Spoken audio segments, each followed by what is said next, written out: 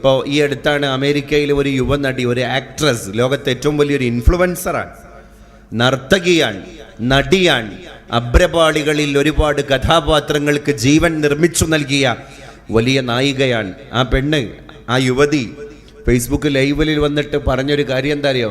ഫലസ്തീനിലെ മക്കളുടെ ധീരമായ മുന്നേറ്റത്തിൻ്റെ പിന്നിൽ ഏതോ ഒരു മെസ്മറിസം, ഒരു മാസ്മരികമായ ശക്തിയുണ്ട് എന്നെനിക്ക് ബോധ്യമായി. കാരണം 12 വയസ്സുകാരനായ കുഞ്ഞുമോനെ ആതുരാലയത്തിൻ്റെ അകത്ത് കൊണ്ടുപോയി തുറന്ന ശസ്ത്രക്രിയക്ക് അവനെ വിധേയമാക്കുമ്പോൾ ആ കുട്ടിയുടെ ശരീരത്തിൽ വേദന സംഹരിച്ചു കൊടുക്കാൻ ഒരു പെയിൻ കില്ലർ പോലും ഫലസ്തീനിലെ ഹോസ്പിറ്റലിലില്ല. പിന്നെയാണോ അനിസ്തെറ്റിക് മെഡിസിൻ? ഒരു പെയിൻ കില്ലർ പോലും ഇല്ല. പിന്നെ എങ്ങനെ ആ കുട്ടിക്ക് അനിസ്തേഷ്യ കൊടുക്കുക? വയറു കീറി ശസ്ത്രക്രിയ നടത്തണം. അനിസ്തെറ്റിക് മെഡിസിന് പോയിട്ട് വേദനാ സംഹാരിയായ ഒരു ക്യാപ്സൂൾ പോലുമില്ലാത്ത, വൈദ്യുതി ബന്ധങ്ങൾ ദിവസങ്ങളായി വിച്ഛേദിക്കപ്പെട്ടു പോയ, ഫലസ്തീനിന്റെ ഇരുട്ട് മൂടിപ്പോയ ആതുരാലയത്തിന്റെ നാലുകെട്ടിന്റെ അകത്ത് ശസ്ത്രക്രിയയുടെ ആയുധം പച്ചവയറിന്റെ മുകളിൽ ആരോഗ്യ വിദഗ്ധനായ വിശ്വകരൻ വെക്കുമ്പോ 12 വയസ്സുകാരനായ കുഞ്ഞിമോൻ വേദന കൊണ്ട് നിലവിളിക്കുകയാണ്. അപ്പം 40 വയസ്സുകാരനായ ആരോഗ്യ വിദഗ്ധൻ ഡോക്ടർ ആ കുട്ടിയോട് പറയാണ്, മോനെ നിന്റെ വേദന സംഹാരി ഖുർആനാണ്, അതുകൊണ്ട് ഇഖ്റഇൽ ഖുർആൻ, നീ ആ വേദഗ്രന്ഥത്തെ പാരായണം ചെയ്യൂ എൻ്റെ കുഞ്ഞുമോനെ. ആ കുട്ടി ഇടതും വലതും നോക്കാതെ മനോഹരമായിട്ട് തനിക്ക് മനപ്പാഠമായ ഖുർആനിൻ്റെ ദിവ്യ സൂക്തികളെ മധുര മനോഞ്ചമായിട്ട് ഉരുവിടുകയാണ്. അവൻ്റെ വേദന പമ്പ കടന്നു. ആ ഓപ്പറേഷൻ പൂർത്തിയായി. മറ്റൊരു സ്ഥലത്ത് ഉമ്മ മരിച്ചുപോയ കുട്ടി, ഉപ്പ മരിച്ചുപോയ കുട്ടി, അവൻ്റെ ഗൃഹം, വീട് തകർന്നു പോയിട്ടുണ്ട്, അവൻ്റെ കൃഷിയിടം തകർന്നു പോയിട്ടുണ്ട്, അവൻ്റെ സിബ്ലിങ്സ്, അവൻ്റെ സിസ്റ്റേഴ്സും ബ്രദേഴ്സും ഒക്കെ മരിച്ചു പോയിട്ടുണ്ട്. അവൻ മാത്രം ബാക്കി, ഒരു കുഞ്ഞുമോൻ.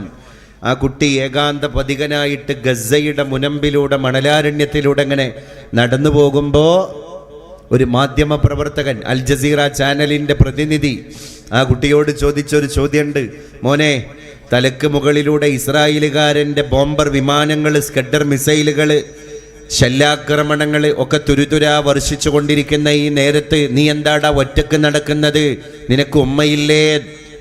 അപ്പം ആ കുട്ടി കൊടുത്തൊരു മറുപടിയുണ്ട്, ഉമ്മി ഇൻതഖലത് ഇലാ റഹ്മത്തില്ലാ, എൻ്റെ ഉമ്മ പുതിയ ഉടയാട ധരിച്ച് അള്ളാഹുവിൻ്റെ കാരുണ്യത്തിലേക്ക് യാത്ര പോയിരിക്കുകയാണ്.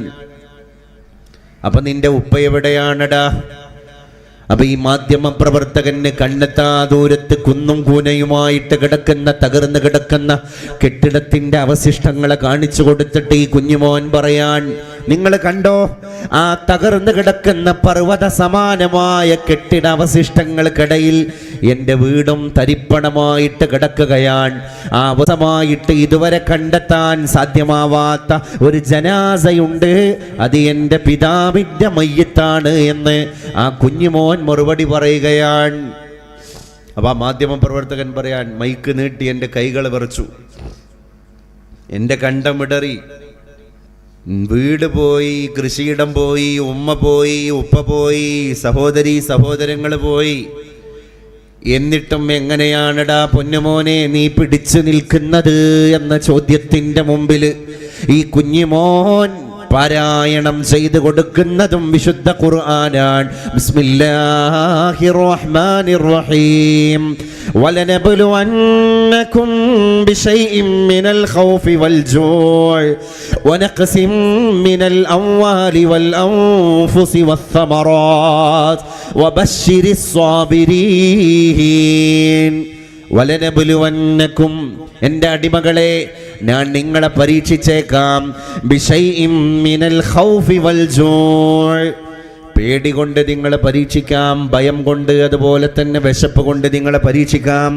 വനഖസിൻ മിനൽ അംവാലി വൽ അൻഫുസി വസ്സമറാത്ത്, നിങ്ങളുടെ സ്വത്ത് നിങ്ങൾക്ക് നഷ്ടപ്പെട്ടു പോയേക്കാം, നിങ്ങളുടെ കുട്ടികൾ, ഉറ്റവരെ ഉടയവരെ നിങ്ങൾക്ക് നഷ്ടപ്പെട്ടു പോയേക്കാം, നിങ്ങളുടെ കൃഷിയിടങ്ങൾ, ഫലവൃക്ഷങ്ങൾ നിങ്ങൾക്ക് നഷ്ടപ്പെട്ടു പോയേക്കാം. വബശ്ശിരി സ്വാബിരീൻ, എല്ലാം നഷ്ടപ്പെടുമ്പോഴും ഉറ്റവരും ഉടയവരും പിരിയുമ്പോഴും അള്ളാഹു പരിശുദ്ധ നബിയോട് പറഞ്ഞു കൊടുക്കുകയാണ്, ഇങ്ങനെ നഷ്ടപ്പെടുന്നവർക്ക് സന്തോഷ വാർത്ത അറിയിച്ചു കൊടുക്കണേ നബിയേ. എന്നിട്ട് ഫലസ്തീനിലെ ഈ 10 വയസ്സുകാരൻ അൽ ജസീറ ചാനലിൻ്റെ പ്രവർത്തകനോട്, മാധ്യമ പ്രവർത്തകനോട് പറയാണ്, ഈ ഖുർആനിൻ്റെ ആയത്ത് കൊണ്ടാണ് ഞാൻ പിടിച്ചു നിൽക്കുന്നത്. ഇതാണ് അമേരിക്കയിലെ യുവതിയായ നർത്തകി, സിനിമാ നടി കണ്ടുകൊണ്ടിരിക്കുന്നത്. അങ്ങനെ വ്യത്യസ്ത സ്ഥലങ്ങളിലെ ഫലസ്തീനിലെ യുവതികൾ, അവിടുത്തെ യുവാക്കൾ, അവിടുത്തെ ഉമ്മമാർ, അവിടുത്തെ ഉപ്പമാർ, അവിടുത്തെ പിഞ്ചു പൈതങ്ങൾ വരെ ഒരു ദിവ്യവിശ്വാസത്തിൻ്റെ അകളങ്കമായ തിരമാലകൾ ഹൃദയത്തിൽ തീർത്ത വേലിയേറ്റം കൊണ്ടിങ്ങനെ ജീവിക്കുകയാണ്. അപ്പോഴാണ് ഈ നടി പറഞ്ഞത്, ഞാൻ ആ വേദഗ്രന്ഥത്തെ അന്വേഷണം നടത്താൻ പോയി. ആ അന്വേഷണം എന്നെ എത്തിച്ചത് പരിശുദ്ധ മതത്തിൻ്റെ ശാദ്വല തീരത്താണ്. അതുകൊണ്ട് എൻ്റെ ഫേസ്ബുക്ക് ലൈവിലൂടെ ഞാൻ എന്നെ വീക്ഷിച്ചു കൊണ്ടിരിക്കുന്ന ആയിരക്കണക്കിന് ജനതയോട് അർത്ഥശങ്കക്കിടയില്ലാതെ ഒരു കാര്യം പ്രഖ്യാപിക്കുകയാണ്, അശ്ഹദു അല്ലാ ഇലാഹ ഇല്ലല്ലാഹ് വഅശ്ഹദു അന്ന മുഹമ്മദർ റസൂലുള്ളാഹ്. നമ്മൾ പലപ്പോഴും ആലോചിക്കേണ്ട ഒരു കാര്യമുണ്ട്. നോക്കൂ നിങ്ങൾ, അൽഹംദുലില്ലാ അള്ളാഹിൻ്റെ തൗഫീഖോട് കൂടെ നമ്മളെ കുട്ടികൾക്ക് ഇന്ന് ഡ്രസ്സിന് ഡ്രസ്സ്, ഫുഡിന് ഫുഡ്, അല്ലേ? എല്ലാ ബ്രാൻഡുകളും കുട്ടികൾക്കറിയാം. 6 വയസ്സുള്ളൊരു കുട്ടിയോട് ഡ്രസ്സ് പറയുമ്പോൾ ആ കുട്ടി ബ്രാൻഡഡ് ഡ്രസ്സുകളുടെ ഉൽപ്പന്നങ്ങളുടെ കമ്പനിയുടെ പേര് പോലും പറയാൻ. ഏതെങ്കിലും ഒരു ഡ്രസ്സ് എടുത്തു കൊടുക്കാൻ തന്നെ നമ്മുടെ ബലാരിഷ്ടതകളുള്ള കാലത്ത് നമ്മുടെ കുട്ടിക്ക് അത് പോരാ. ഫുഡ്, അവൻ കാണുന്ന കാർട്ടൂൺ പോലും ബ്രാൻഡ് വൽക്കരിക്കപ്പെട്ടു. ആ പരിസ്ഥിതിയിൽ നമ്മൾ മറ്റൊരു തലമുറയെപ്പറ്റി തിരിച്ചറിയണം. ബ്രാൻഡ് നെയിം അറിയാത്ത, ഫുഡിൻ്റെ ബ്രാൻഡ് നെയിം അറിയാത്ത, ഡ്രസ്സിൻ്റെ ബ്രാൻഡ് നെയിം അറിയാത്ത, കാറിൻ്റെ ബ്രാൻഡ് നെയിം അറിയാത്ത, കാർട്ടൂണിൻ്റെ ബ്രാൻഡ് നെയിം അറിയാത്ത ഫലസ്തീനിലെ കുഞ്ഞുമക്കളുണ്ട്. ആ കുട്ടികൾ പറയും, ഞങ്ങൾക്ക് ഒരൊറ്റ ബ്രാൻഡ് നെയിമാണ് അറിയാം. ഏതാണ് മക്കളെ നിങ്ങൾക്കറിയുന്ന ബ്രാൻഡ് നെയിം? അപ്പൊ ആ കുട്ടികൾ പറയും, അമേരിക്കയുടെ ജോൺ ബൈഡന്റെ ഉദ്യോഗസ്ഥന്മാര് നിർമ്മിച്ച് ഇസ്രായേലിന്റെ നെതന്യാഹുവിന്റെ പട്ടാളക്കാരന്റെ കയ്യിലേക്ക് ഏൽപ്പിച്ചു കൊടുക്കുന്ന മൂർച്ചയുള്ള യന്ത്രത്തോക്കിന്റെ ബ്രാൻഡും വേഗതയും വേദനയും ആകെ അറിയുന്ന മക്കൾ ഞങ്ങളാണ്. കാരണം അത് പരീക്ഷിക്കുന്നത് ഞങ്ങളുടെ ഇടനെഞ്ചിലാണ്. അതുകൊണ്ട് അമേരിക്ക നിർമ്മിച്ചിരിക്കുന്ന യന്ത്രത്തോക്കിന്റെ വെടിയുണ്ടയുടെ വേഗത ലോകത്ത് അറിയണമെങ്കിൽ അത് ഞങ്ങളോട് ചോദിക്കണം. അതിൻ്റെ വേദന അത് എത്രമാത്രം ആഴത്തിലേക്ക് പോകുമെന്നറിയണമെങ്കിലും ഞങ്ങളോട് ചോദിക്കണം എന്ന് പറയുന്നൊരു തലമുറ. ലോകം അങ്ങനെയാണ്. ദുനിയാവിൻ്റെ അവസ്ഥ തന്നെ പലർക്കും പല വിധത്തിലാണ്. ഇത്രയും വലിയ ടെക്നോളജിയും ഇത്രയും വലിയ കണ്ടുപിടുത്തങ്ങളൊക്കെ ലോകത്ത് വികസിച്ചിട്ടും നമുക്ക് അതിനൊന്നൊരു പരിഹാരം കാണാൻ കഴിഞ്ഞിട്ടില്ല. അതുകൊണ്ടാണ് ഇതിൻ്റെ പേര് ദുനിയാവ് എന്നായത്, ദുനിയാവ് എന്നായത്. അപ്പം ഇവിടെ എന്ത്? അപ്പം മതം നമ്മളെ ഒതുക്കി നിർത്തുകയാണ്. എപ്പോഴും ആലോചിക്കണത്. നോക്കൂ നിങ്ങൾ, ഔസുൽ അഅ്ലമിലൂടെ ലക്ഷോപലക്ഷം ആളുകൾ ഇസ്ലാമിലേക്ക് വരികയാണ്. ഷെയ്ഖ് റിഫായി തങ്ങളിലൂടെ ഇസ്ലാമിലേക്ക് ആളുകൾ കടന്നു വരികയാണ്. അജ്മീർ ഉപ്പാപ്പയിലൂടെ ലക്ഷോപലക്ഷം ജനത ഇസ്ലാമിലേക്ക് കടന്നു വരികയാണ്. ഈ സൂഫി ചക്രവർത്തിമാരൊക്കെ തന്നെ ശാന്ത സ്വരൂപരായിരുന്നല്ലോ. ഞാൻ പറഞ്ഞുകൊണ്ടുവന്ന സംഭവം, വിശുദ്ധ സ്വഹാബി വന്നിട്ട് പരിശുദ്ധ നബിയോട് ചോദിച്ച ചോദ്യം, മദ്ദീനു യാ റസൂലല്ലാഹ്, എന്താണ് റസൂലേ ദീൻ എന്ന് പറഞ്ഞാൽ? അവിടുന്ന് മറുപടി പറയുകയാണ്, അദ്ദീനു അന്നസ്വീഹ, ദീൻ ഉപദേശമാണ്, ഗുണദോഷമാണ്. രണ്ടാമതായി ഇതേ സഹാബി ചോദിക്കാൻ, മദ്ദീനു യാ റസൂലല്ലാഹ്, രണ്ടാമതും എനിക്കറിയേണ്ടത് ഈ ദീൻ എന്താണ് എന്ന് തന്നെയാണ് നബിയെ. അപ്പൊ പരിശുദ്ധ പ്രവാചകന്റെ മറുപടി മാറി.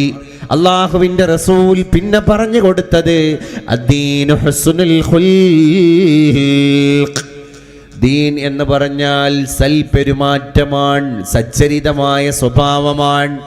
അപ്പൊ സ്വഭാവം ദീനാണ്. സ്വഭാവം, ബ്യൂട്ടി ഓഫ് ക്യാരക്ടർ, പെരുമാറ്റത്തിൻ്റെ ഭംഗിയാണത്രേ ദീനിന് ഇത്രയും സൗന്ദര്യം ഉണ്ടാക്കിയത് എന്നാണ്. നമ്മളൊക്കെ പെരുമാറ്റമാണ് ദീൻ. ഒരു മനുഷ്യൻ്റെ ഈമാൻ പോലും അവൻ്റെ സ്വഭാവമാണ് എന്നാണ്. അള്ളാഹുവിൻ്റെ റസൂല് പറഞ്ഞു, ഖൈറുന്നാസ്, ജനങ്ങളുടെ കൂട്ടത്തിൽ ഏറ്റവും നല്ല മനുഷ്യൻ ആരാണ് എന്ന് നിങ്ങൾക്കറിയുമോ സഹാബ? ബത്തീഉൽ ഖളബ്, അവന് ദേഷ്യം പിടിപ്പിക്കാൻ വളരെ പ്രയാസമാണ്. അവനെ ഒരാൾ വന്നിട്ട് ദേഷ്യം പിടിപ്പിക്കാൻ ശ്രമിച്ചാൽ ഈ ദേഷ്യം പിടിപ്പിക്കാൻ വന്നവൻ ദേഷ്യം പിടിച്ചിട്ട് ഇറങ്ങിപ്പോവുക എന്നല്ലാതെ ഇവന് ദേഷ്യം പിടിക്കൂല. ബതീഉൽ ഗളബ്, വളരെ ശാന്തനാണ്, സാവകാശം മാത്രമാണ് അവന് ദേഷ്യം വരിക. മാത്രമല്ല വസരീഉൽ ഫൈഇ, അങ്ങനെ ദേഷ്യം വന്നാൽ തന്നെ അത് പെട്ടെന്ന് കെട്ടുപോകുന്ന പ്രകൃതക്കാരനാണ്. ഈ സ്വഭാവമുള്ളവനാണ് അത്രേ ആകാശഗംഗയുടെ ചുവട്ടിലെ ഏറ്റവും ഖൈറായ മനുഷ്യനെന്ന് മുഹമ്മദ് മുസ്തഫ സല്ലല്ലാഹു അലൈഹി വസല്ലം. വശർറുന്നാസ്, ജനങ്ങളുടെ കൂട്ടത്തിലെ ഏറ്റവും ഷർറായ മനുഷ്യൻ ആരാണെന്ന് നിങ്ങൾക്കറിയുമോ സ്വഹാബ? സരീഉൽ ഗളബ്, വളരെ പെട്ടെന്ന് ദേഷ്യം വരുന്ന ആളുകളാണ്. വബതീഉൽ ഫൈഇ, ശാന്ത, വളരെ സാവകാശമേ ദേഷ്യത്തിൽ നിന്ന് അവർ വിമുക്തരാവുകയുള്ളൂ. പെട്ടെന്ന് ദേഷ്യം വരും. അതിന് മലയാളത്തിൽ പറയും ക്ഷിപ്രകോപി. ക്ഷിപ്രം, വളരെ പെട്ടെന്ന് ദേഷ്യം വരിക. അപ്പോൾ ഈ ദേഷ്യം എന്ന പ്രകൃതി പോലും മതമായിട്ട് ബന്ധപ്പെടുത്തിയിട്ടാണ് റസൂലുള്ളാഹി തങ്ങൾ സംസാരിച്ചത്. ഇതേ സ്വഹാബി തന്നെ തുടരുന്നുണ്ട്. ഞാൻ ആദ്യത്തെ വട്ടം ചോദിച്ചു പുണ്യ നബിയോട്, മദ്ദീനു യാ റസൂലല്ലാഹ്, എന്താണ് നബിയെ നമ്മൾ ഈ കൊണ്ടു നടക്കുന്ന മതം എന്ന് പറഞ്ഞാൽ? പരിശുദ്ധ റസൂല് പറഞ്ഞത് അന്നസീഹ, അത് ഉപദേശമാണ്. രണ്ടാമത് ഞാൻ ചോദിച്ചു, മദ്ദീനു യാ റസൂലല്ലാഹ്, എന്താണ് നബിയെ നമ്മുടെ മതം എന്ന് പറഞ്ഞാൽ? അപ്പൊ പരിശുദ്ധ റസൂൽ മറുപടി പറഞ്ഞു, ഹുസ്നുൽ ഖുൽഖ്, അത് നല്ല സ്വഭാവമാണ്. മൂന്നാമതും ഞാൻ ഇതേ ചോദ്യം തന്നെ ആവർത്തിക്കുകയാണ്.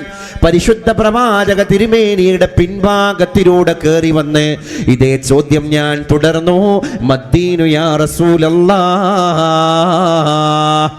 എന്താണ് വിശുദ്ധ നബിയെ നമ്മുടെ മതം എന്ന് പറഞ്ഞാൽ?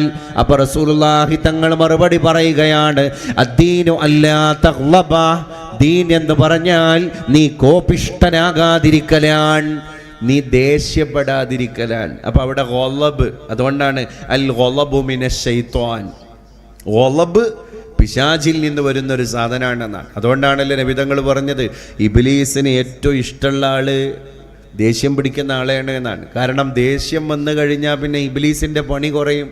ദേഷ്യം വന്നവന് കൊലക്കത്തിയെടുക്കാൻ പണിയില്ല, ദേഷ്യം വന്നവന് വാക്കുകളെ അസ്ഥാനത്ത് പ്രയോഗിക്കാൻ പണിയില്ല, ദേഷ്യം വന്നവന് നാവിനെ ആയുധമാക്കി മാറ്റാൻ പണിയില്ല, ദേഷ്യം വന്നവന് കടാരക്ക് മൂർച്ച കൂട്ടാൻ പണിയില്ല, ദേഷ്യം വന്നവനെ ഒരു മനുഷ്യനെതിരെ അന്യായങ്ങൾക്ക് കോപ്പുകൂട്ടാൻ പണിയില്ല. അപ്പോൾ എല്ലാം ദേഷ്യത്തിൽ നിന്നാണ് തുടങ്ങുന്നത്. അതുകൊണ്ടാണ് ഭഗവത്ഗീതയിൽ ക്രോധത്തെ പറ്റി ഒരു ശീർഷകം തന്നെയുണ്ട്. ഗീതയിൽ പറയുന്നുണ്ട്, ഹൈന്ദവ മതഭക്തന്മാരൊക്കെ തന്നെ, വേദം പഠിക്കുന്ന ആളുകളൊക്കെ തന്നെ അത് ചൊല്ലി പഠിക്കാറുണ്ട്.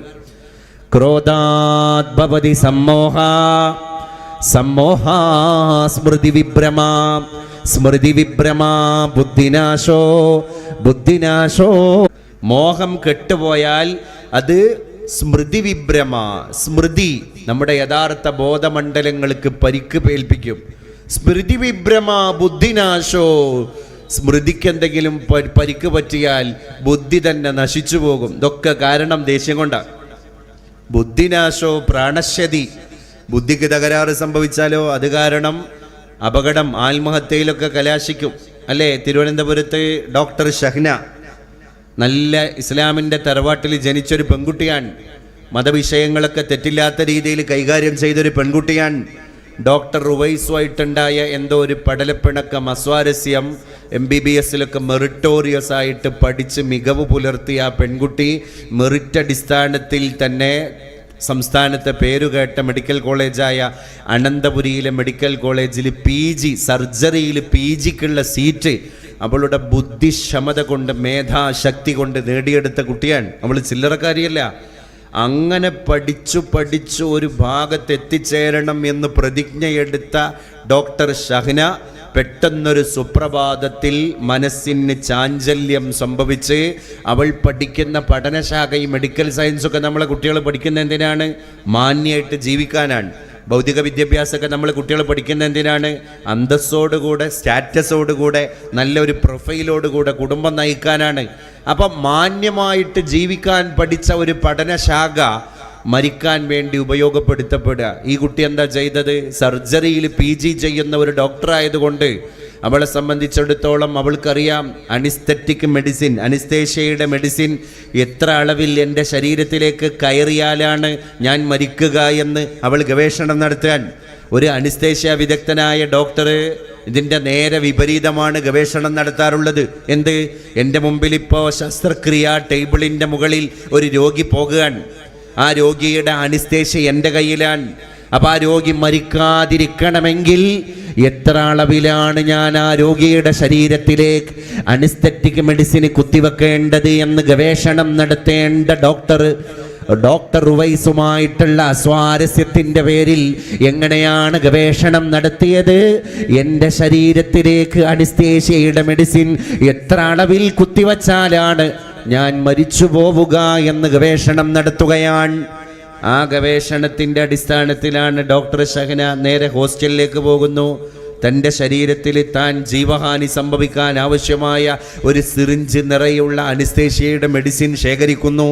എന്നിട്ട് അവൾ 4 A4 ഷീറ്റുകൾ എടുത്തിട്ട് അതിൽ തൻ്റെ മരണകാരണം സുതരാം സുവ്യക്തമായിട്ട് എഴുതി പിടിപ്പിക്കുന്നു.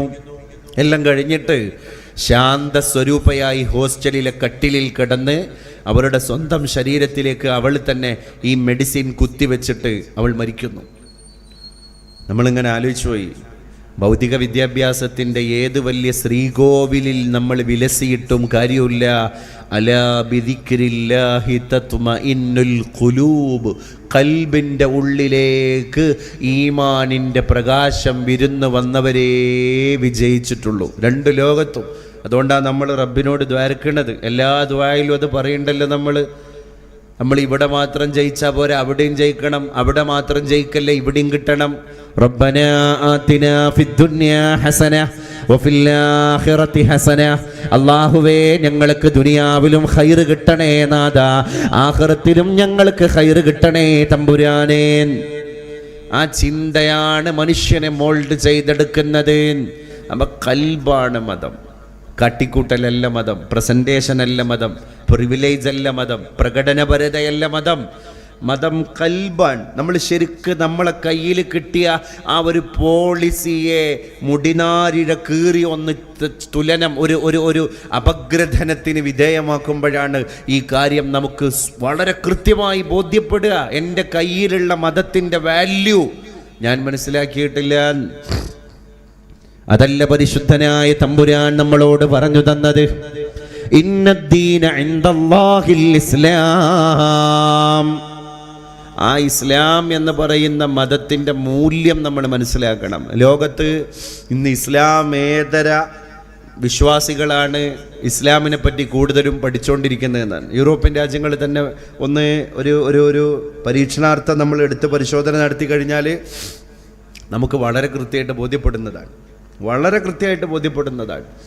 കാരണം അവിടെയൊക്കെ ഇപ്പോൾ കാട്ടുതീ പോലെ ഈ മതത്തിൻ്റെ അനുഷ്ഠാനങ്ങൾ പഠന വിധേയമാക്കപ്പെടാൻ. നമ്മുടെ ആരാധനാലയം ഒരു സബ്ജക്റ്റാണ്.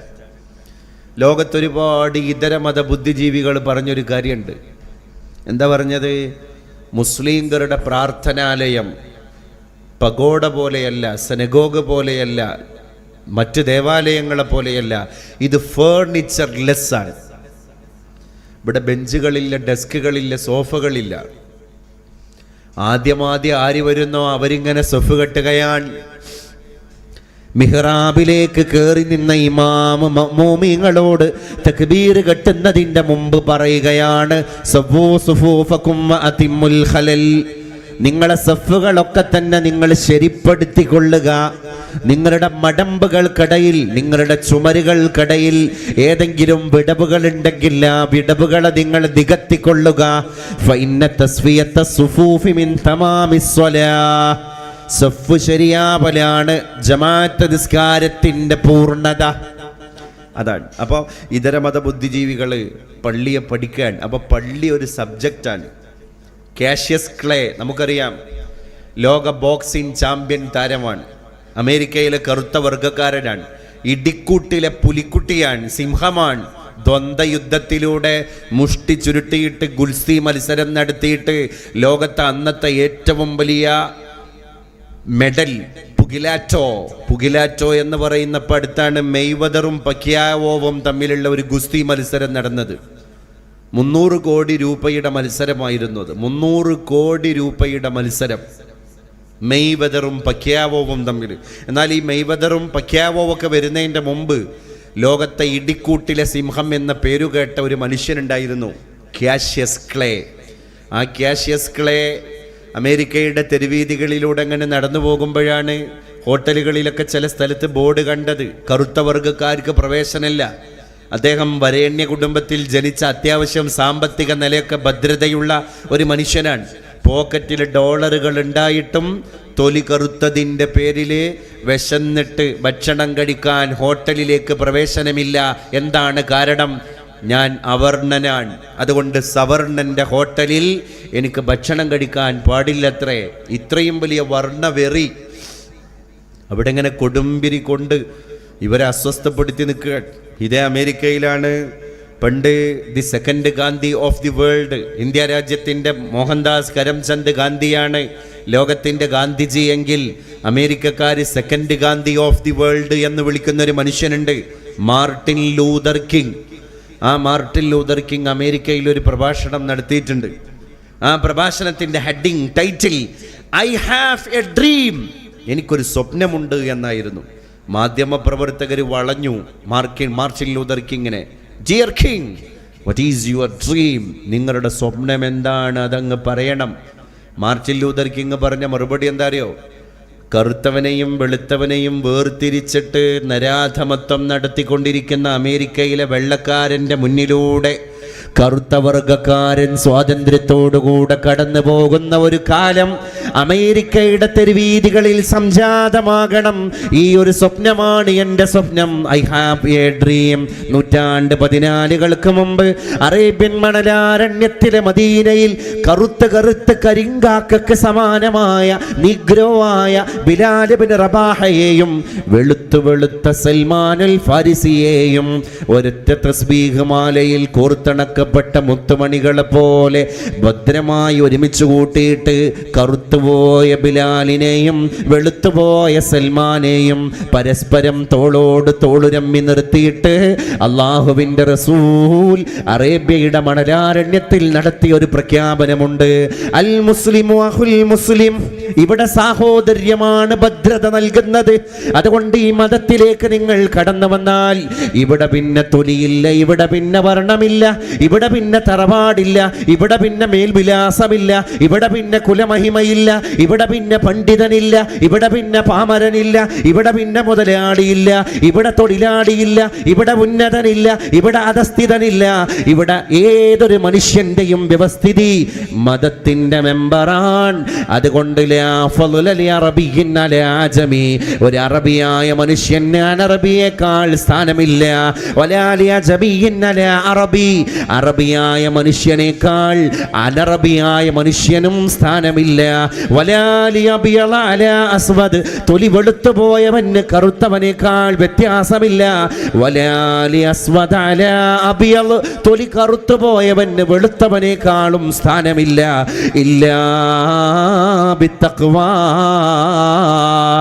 തഖ്വ കൊണ്ടല്ലാതെ എന്ന് മുഹമ്മദ് മുസ്തഫ സല്ലല്ലാഹു അലൈഹി വസല്ലം. മാധ്യമപ്രവർത്തകർ ലോകത്തെ രണ്ടാമത്തെ ഗാന്ധിജി എന്ന ഓമനപ്പേരുള്ള മാർട്ടിൻ ലൂതർ കിങ്ങിനോട് അമേരിക്കയിലെ പ്രഭാഷണം മതിയാക്കി വേദി വിട്ടിറങ്ങുമ്പോൾ മാധ്യമപ്രവർത്തകർ വളഞ്ഞിട്ട് മാർട്ടിൻ ലൂതർ കിങ്ങിനോട് ചോദിച്ച ചോദ്യമാണ്, dear King, what is your dream? എന്താണ് അങ്ങയുടെ സ്വപ്നം? അങ്ങ് ഈ പ്രസംഗത്തിൽ ഏറ്റവും കൂടുതൽ ആവർത്തിച്ച വാക്ക് ഐ ഹാവ് എ ഡ്രീം. പാവപ്പെട്ട നിങ്ങളുടെ മാർട്ടിൻ ലൂതർ കിങ്ങിന് ഒരു സ്വപ്നമുണ്ട്. 2 വരി പറഞ്ഞാൽ വീണ്ടും അദ്ദേഹം ആവർത്തിക്കുകയാണ്, ഐ ഹാവ് എ ഡ്രീം, എനിക്കൊരു സ്വപ്നമുണ്ട്. എന്താണ് നിങ്ങളുടെ സ്വപ്നം? അപ്പം അദ്ദേഹം പറഞ്ഞു, ഉന്നതനെന്നില്ല, താഴ്ന്നവനെന്നില്ല, വെളുത്തവനെന്നില്ല, കറുത്തവനെന്നില്ല, അറബി എന്നില്ല, അനറബി എന്നില്ല. ഈ മുഴുവൻ ജനങ്ങളെയും ഒരച്ഛനമ്മയ്ക്കു പിറന്ന മക്കൾ ഓർത്താൽ ഒരൊറ്റ തറവാട്ടുകാർ നാം. നാഥൻ്റെ മുറ്റത്തു വിളഞ്ഞിടുന്ന നന്മുന്തിരിക്കൊത്ത മനുഷ്യവർഗം. ഒരൊറ്റ ജന്മം, ഒരേ സമൂഹം, ഒരച്ഛനമ്മ തൻ ബാല്യവ്യൂഹം. അതോർക്കുകിൽ പിന്നെ ആധിപത്യം നിതാന്ത സ്നേഹത്തിനാണു സത്യം. നിരന്നിരിക്കിലും ദരിദ്രമീ രാജ്യം, നിരന്നിരിക്കിലും വികൃതമെങ്കിലും ഇവിടെ സ്നേഹിപ്പാൻ, ഇവിടെ ആശിപ്പാൻ, ഇവിടെ ദുഃഖിപ്പാൻ കഴിവതേ സുഖം. നമ്മളെ കവികളെ നമ്മളെ പഠിപ്പിച്ച പോലെ ഈ രാജ്യത്ത് തൊലിയല്ല, അത് നാരായണ ഗുരു നേരത്തെ തന്നെ മലയാളിയോട് പാടി തന്നിട്ടുണ്ട്. തൊലി എലുമ്പ് മലം അന്തകലകളേന്തു മഹന്ത കാൺക പൊലിയുമിത്.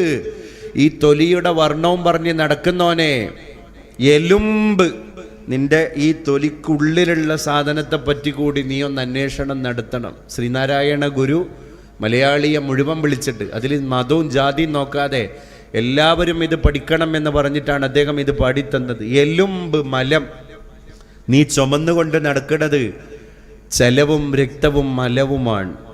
നമ്മളെ ശരീരത്തിൻ്റെ ഉള്ളിൽ മലം പേറി നടക്കുന്നൊരു പെട്ടിയുണ്ട് അല്ലേ?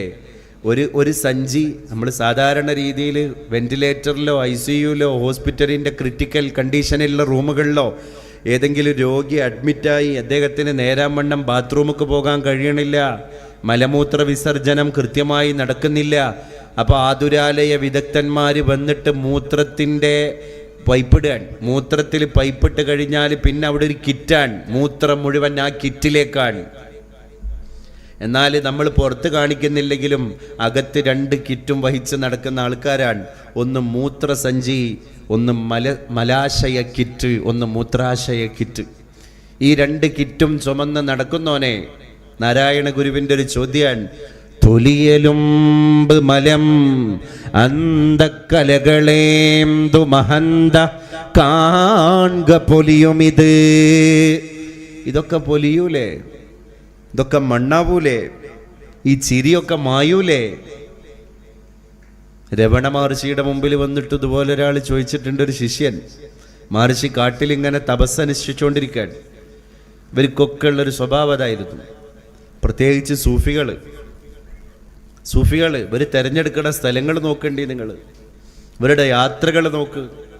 എല്ലാം പ്രകൃതിയായിട്ട് ബന്ധപ്പെട്ടിട്ടാണല്ലോ. പക്ഷികളോട് സംസാരിക്കുക, കാറ്റിൻ്റെ സഞ്ചാരപഥങ്ങളെ തിരിച്ചറിയുക, മനുഷ്യരായിട്ട് ബന്ധം കുറക്കുക, വരുന്ന മനുഷ്യന്മാർക്ക് ജാതി തിരിക്കാതിരിക്കുക. അതുകൊണ്ട് എന്തൊരു സൗന്ദര്യം ഉണ്ടായിരുന്നു സൂഫി ചക്രവാളങ്ങൾക്ക്. മുസാഫിർ ഉപ്പാപ്പാൻ്റെ അടുക്കൽ വരുമ്പോൾ നമ്മളിടയിലുള്ള വർഗീയതയും വിദ്വേഷവും ഒക്കെ അവിടെ വെച്ചിട്ടാണ് നമ്മൾ ഇങ്ങോട്ട് വരുന്നത്. കാരണം പകയുള്ളവനെ ഉപ്പാപ്പാക്ക് അങ്ങനെ സ്വീകരിക്കാൻ കഴിയൂല. ജീവിച്ച കാലത്ത് തന്നെ ഞാൻ കേട്ടിട്ടുണ്ട്, നേർച്ച എൻ്റെ പങ്ക് ഇങ്ങോട്ട് തന്നാളാന്ന് നേർച്ചൻ്റെ അവധി കഴിഞ്ഞാൽ ആരാണോ നേർച്ച ആക്കിയിരുന്നോന് നേർച്ച ആക്കിയവൻ അത് മറന്നിട്ടുണ്ടാകും. ഞങ്ങളെ മലപ്പുറത്ത് എൻ്റെയൊക്കെ ചെറുപ്പത്തിൽ ചിത്രശലഭം, നല്ല 2 കണ്ണുള്ള ചിത്രശലഭം, ഷഡ്പദങ്ങളിലെ ഏറ്റവും മൊഞ്ചുള്ള ശലഭം വന്നിട്ട് വീട്ടിൻ്റെ ഭിത്തിയിൽ അനങ്ങാതെങ്ങനെ നിന്നാൽ വല്യമ്മ പറയുന്ന പഴംപുരാണങ്ങളിലെ അന്നത്തെ മുത്തശ്ശി കഥകളിലെ ഒരു ഐതിഹ്യമുണ്ട്. അതെന്താണ്? ആ ചിത്രശലഭത്തിനെ കണ്ടാൽ ഉമ്മാമ്മ ചോദിക്കുന്നൊരു ചോദ്യമുണ്ട്, എടാ ഇവിടെ തീർത്താൽ തീരാത്ത നേർച്ചക്കടണ്ടോ എന്നുള്ളൊരു ചോദ്യം ഉണ്ടായിരുന്നു. ആ ഒരു നൊസ്റ്റാൾജിയ ഇത് കേട്ടപ്പോൾ എൻ്റെ മനസ്സിലേക്ക് ഇങ്ങനെ ഓടി വന്നു. ആ ഒരു ഗൃഹാതുരതയുടെ പഴയകാലത്തെ മാറാല കെട്ടിയ ഓർമ്മകൾ മനസ്സിൻ്റെ ഏതോ സിന്ദൂര ചെപ്പിൽ നിന്നിപ്പോൾ പുറത്തേക്ക് പ്രവഹിക്കുകയാണ്. നസീഹത്താണ് ദീൻ, ഹുസ്നുൽ ഖുൽഖാണ് ദീൻ. മതം നമ്മളെ മോൾഡ് ചെയ്യാൻ, നമ്മളെ ശരിക്ക് കൺട്രോൾ ചെയ്യാൻ. ഇപ്പം മതമുള്ളവന് ഉള്ളിലേക്കൊരു മതം ഇറങ്ങി വന്നവൻ. നമ്മൾ പറഞ്ഞു കൊണ്ടുവന്നത് ഇസ്ലാം എന്നുള്ള ഒരു പ്രത്യയശാസ്ത്രം, അത് ലോകത്ത് മറ്റുള്ളവരിങ്ങനെ ഉറ്റുനോക്കുക. നമ്മളെ കയ്യിൽ ഇത് കിട്ടിയിട്ട് നമുക്കതിൻ്റെ മൂല്യം, അതിൻ്റെ വാല്യൂ നമുക്കറിയാതിരിക്കുക. ഇത് വലിയൊരു വൈരുദ്ധ്യമാണ്. ഹിദായത്തിൻ്റെ വെളിച്ചം കിട്ടിയ ആൾക്കാരാണ് നമ്മൾ. മിനിയാന്ന് മഹാനായ ഇസ്ലാമിക റിപ്പബ്ലിക്കിന്റെ 1ാമത്തെ ഖലീഫ സയ്യിദുനാ അബൂബക്കർ സിദ്ദീഖ് റളിയല്ലാഹു അൻഹുവിന്റെ ആണ്ട് ദിവസമായിരുന്നു. ആ മനുഷ്യനെ പറ്റി തന്നെ നമ്മളൊന്ന് ചിന്തിച്ചു നോക്ക്. ഹിദായത്തിലല്ലല്ലോ ജനിച്ചത്. ബിംബ നിർമ്മാതാവായ അബൂ ഖുഹാഫയുടെ ബിംബങ്ങൾക്കിടയിലാണ് സിദ്ദീഖ് തങ്ങൾ ജനിച്ചു ഭൂമിയിൽ ജനിക്കുന്നത്. പക്ഷേ അല്ലാഹു തആല ഇസ്ലാമിൻ്റെ ഒരു ഹിദായത്തിൻ്റെ വെളിച്ചം കൊടുക്കുകയാണ്, കൽബിലേക്ക് ഇട്ട് കൊടുക്കുകയാണ്. അത് കൊടുത്തതോടുകൂടെ ആ മഹാനായ മനുഷ്യനെ പറ്റി പിന്നെ ലോകം പറഞ്ഞത് എങ്ങനെയാണ്? ഉത്തരേന്ത്യൻ പണ്ഡിതന്മാരൊക്കെ ഉറുദു കിതാബിൽ എഴുതി വെച്ചത് കാണാം.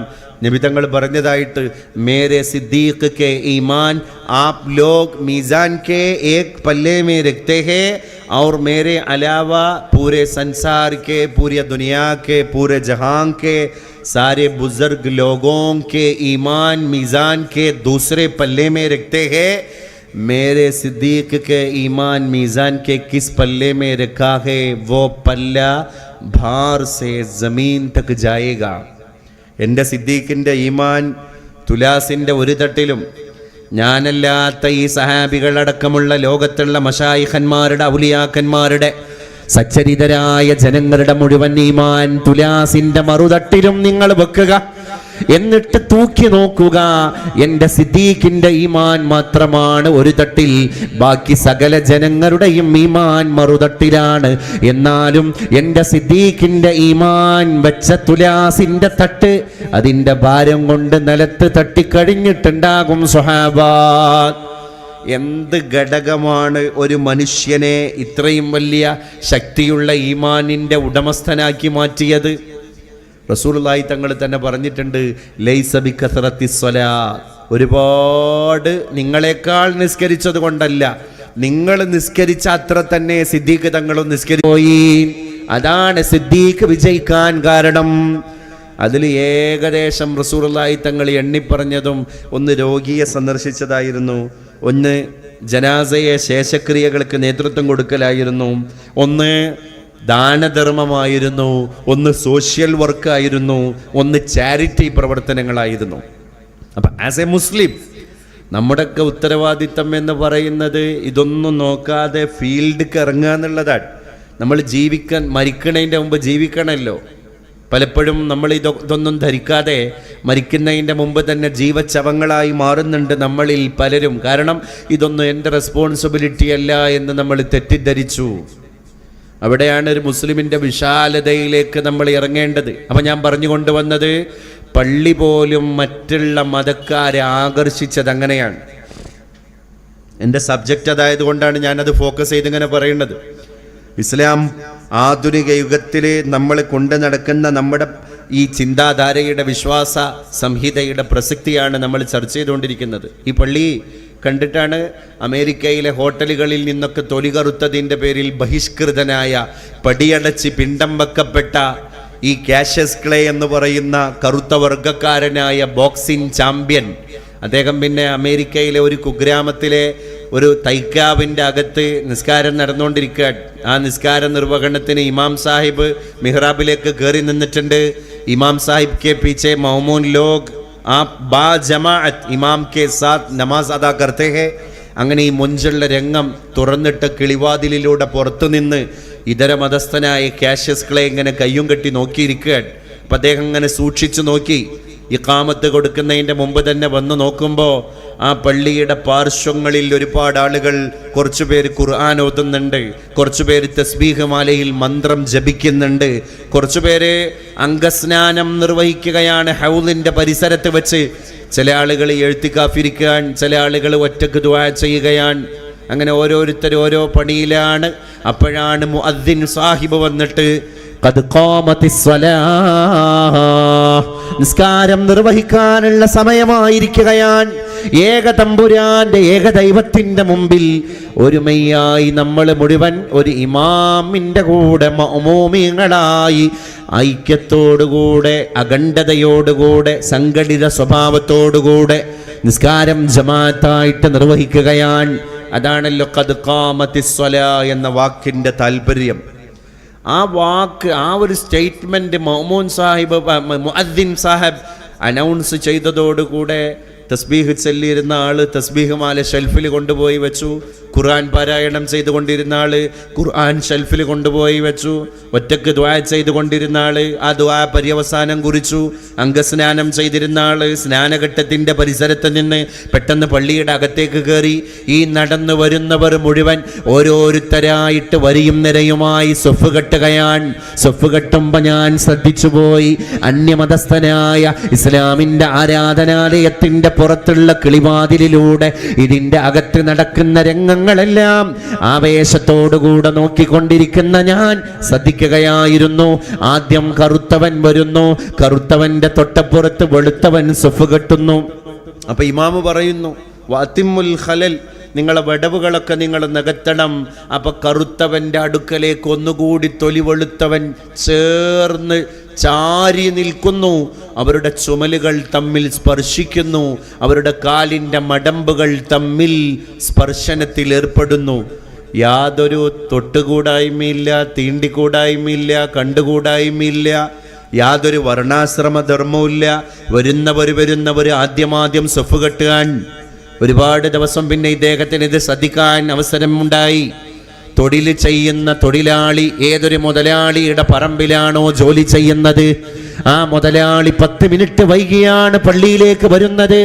എന്നാൽ ആ മുതലാളിയുടെ പറമ്പിൽ ചേറിൽ പണിയെടുത്തുകൊണ്ടിരിക്കുന്ന പാവം കർഷകൻ തൊഴിലാളി വാങ്ക് കേട്ട ഉടനെ തന്നെ കൈകാലുകൾ കഴുകി പള്ളിയുടെ അകത്തേക്ക് കയറി വരികയാണ്. തൊഴിലാളി നേരത്തെ വന്നത് കാരണം പാവപ്പെട്ട കർഷകനായ തൊഴിലാളി ഒന്നാമത്തെ സ്വഫിന്റെ മധ്യഭാഗത്താണ് സ്വഫ് കെട്ടിയത്. അങ്ങനെ ഒന്നാമത്തെ സ്വഫൊക്കെ കംപ്ലീറ്റ് ആയി. മുതലാളി പിന്നെ ഈ തൊഴിലാളിക്ക് ശമ്പളം കൊടുക്കുന്ന ജന്മി മുതലാളി, ഈ അരിസ്ട്രോക്രാറ്റിക് മെമ്പറായ മുതലാളി പിന്നെ വരുന്നത് 10 മിനിറ്റ് വൈകിട്ടാണ്. അപ്പൊ മുതലാളി രണ്ടാമത്തെ സ്വഫിലാണ് മുതലാളിക്ക് സ്ഥാനം കിട്ടിയത്. രണ്ടാമത്തെ സ്വഫിന്റെ മധ്യഭാഗത്തിലാണ് മുതലാളി നിൽക്കുന്നത്. ഈ സ്വഫുകൾ മുഴുവൻ ഇമാമിന്റെ കൂടെ സുജൂദിലേക്ക് പോകുമ്പോ രണ്ടാമത്തെ സ്വഫിലുള്ള ജന്മിയായ സവർണനായ മുതലാളി അദ്ദേഹത്തിന്റെ പരിപാവനമായ ശിരസ് തല കൊണ്ടുപോയി വെക്കുന്നത് താൻ ശമ്പളം കൊടുക്കുന്ന തൻ്റെ പറമ്പിലെ പാഴ്ചേറിൽ അമർന്നിട്ട് കൃഷി ചെയ്തുകൊണ്ടിരിക്കുന്ന അവർണനായ തൊഴിലാളിയുടെ കാലിൻ്റെ ചൊട്ടിലാണ്. ഈ രംഗം ഒന്നുകൂടി എന്നെ അത്ഭുതപ്പെടുത്തി. അപ്പൊ വർണ്ണാശ്രമധർമ്മത്തിന്റെ തീർത്തുമുള്ള സമകാലിക പൊളിച്ചെടുത്താണ് മുസ്ലിങ്ങളുടെ പ്രയർ മോസ്ക് എന്ന് അദ്ദേഹം അനൗൺസ് ചെയ്തു. ഇമാം സാഹിബിനെ കാണാൻ വന്നിട്ട് കാഷ്യസ്കളെ പറഞ്ഞൊരു വാക്കുണ്ട്, ഇമാം സാഹിബ്, ഈ നിധി എനിക്ക് കിട്ടാൻ ഞാൻ എന്ത് വില തരണം, ഞാൻ എന്ത് ചെയ്യണം? ഏതു നിധി? വർണ്ണങ്ങളില്ലാത്ത, വർഗങ്ങളില്ലാത്ത, തൊലിയില്ലാത്ത, തറവാടില്ലാത്ത, വന്നവർക്ക് പുണ്യം കിട്ടുന്ന ഈ മനോഹരമായ മതത്തിൻ്റെ അകത്ത് എനിക്കൊരു മെമ്പർഷിപ്പ് വേണം. അദ്ദേഹം ഷഹാദത്ത് കലിമല്ലാണ്. അമേരിക്കയിലെ ഓഹിയോ നദിയുടെ മുകളിലേക്ക് പോയിട്ട് അദ്ദേഹത്തിൻ്റെ കയ്യിലുണ്ടായിരുന്ന പുകിലാറ്റോ, ഞാൻ നേരത്തെ പറഞ്ഞ ലോക ചാമ്പ്യന് കിട്ടുന്ന വേൾഡ് മെഡലാണ്. അത് അദ്ദേഹം ഇങ്ങനെ ഉയർത്തിപ്പിടിച്ചിട്ട് മാധ്യമപ്രവർത്തകരോട് പറഞ്ഞു, വേണമെങ്കിൽ ഞാൻ it has lost its power. Cassius Clay എന്ന് പ്രയോഗിച്ച വാക്കാണത്. It has lost its power. ഈ പുകിലാറ്റോ എന്ന് പറയുന്ന ഇടിക്കൂട്ടിൽ ഞാൻ എൻ്റെ ശത്രുവിനോട് മൽപിടുത്തത്തിൽ ഏർപ്പെട്ട് അവനെ മലർത്തിയടിച്ചപ്പോൾ എനിക്ക് കിട്ടിയ ലോക ചാമ്പ്യൻ പട്ടത്തിൻ്റെ ഈ പുകിലാറ്റോ എന്ന മെഡലിന് അതിൻ്റെ ശക്തി ഇന്നത്തെ സന്ധ്യയോടുകൂടെ നഷ്ടമായിരിക്കുകയാണ്.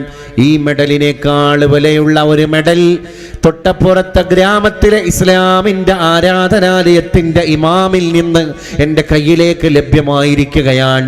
അഷ്ഹദു അല്ലാ ഇലാഹ ഇല്ലല്ലാഹ് വ അഷ്ഹദു അന്ന മുഹമ്മദർ റസൂലുള്ളാഹ്.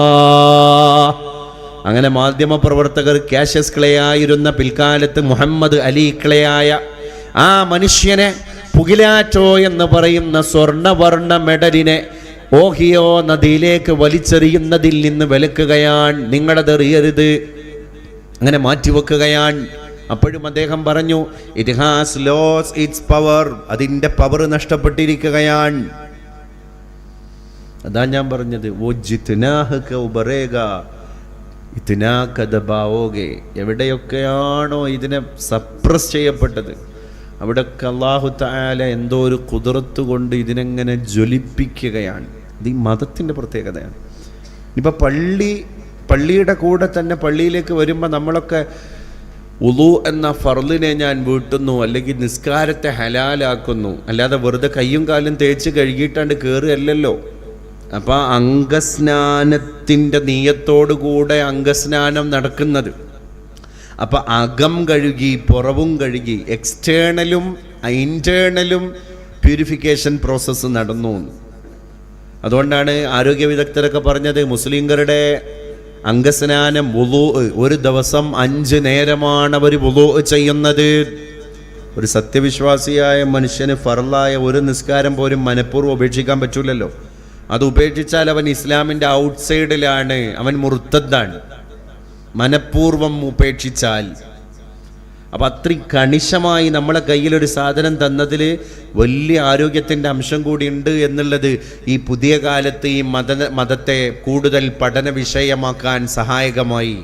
എന്നിട്ട് പറഞ്ഞ് small vehicles of human body. നമ്മൾ ആദ്യമായിട്ട് ഹൗലിൻ്റെ പരിസരത്ത് അല്ലെങ്കിൽ പള്ളിയുടെ മുമ്പിലുള്ള ടാപ്പ് തുറന്നിട്ട് ആദ്യം കഴുകുന്നത് നമ്മുടെ മുൻകൈയാണ്. ഈ മുൻകൈയിൻ്റെ പേരെന്താണ്? Small vehicles of human body, മനുഷ്യ ശരീരത്തിലെ കൊച്ചു വാഹനങ്ങൾ എന്നാണ്.